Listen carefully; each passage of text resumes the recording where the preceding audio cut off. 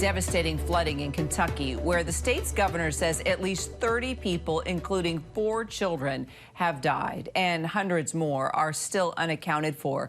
The strong floodwaters washing away bridges, entire homes, and destroying the lives of thousands of people forced to evacuate.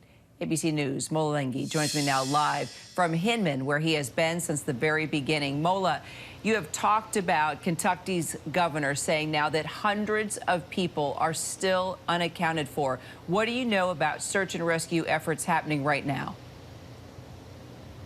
Well, Kira, obviously they are ongoing. As the governor mentioned, hundreds of people still missing. These are very laboring and meticulous searches that require search crews to comb through miles and miles of debris and disaster zone. We went and followed one search party yesterday who was looking for really anyone they could find, but they had one person in particular who had been reported missing in a certain area, and they were combing through bits and pieces of people's homes. They were combing through bits and pieces of cars, mud, obviously brush and debris, all sorts of stuff. You've got canine units, obviously, with them, but we're told that these canine units, obviously, as we know, they follow the sense of human traces. And there is so much human scent in these waterways because of all of the, man-made items that are in here. Bits and pieces of furniture, toys, clothes that litter these waterways.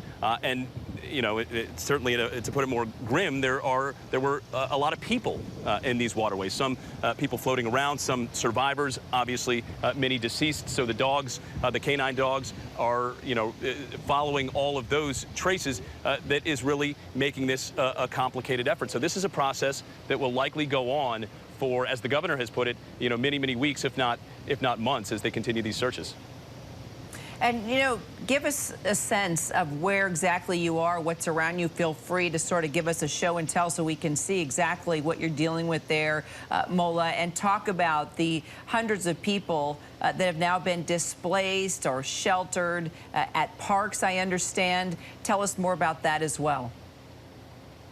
Yeah, we're in Hindman, which is Knott County, one of the hardest hit counties, where more than a dozen people were killed. And you see stuff like this all over. This is pretty par for the course. You've got sheds and garages, homes that were ripped out of foundations, Kira, that floated and were washed away, in some cases hundreds and hundreds of yards away from their original destination. You've got street signs, and a little further down there, downstream here, there's furniture behind that orange tubing there that's sort of coiled up.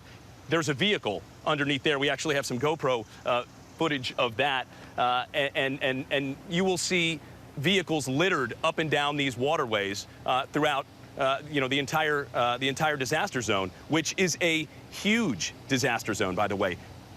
Here in Knott County, officials are searching through 8 miles long and about 2 to 3 miles wide of a disaster zone. So again, that further complicates these search efforts. Just the sheer landscape that they have to cover is massive.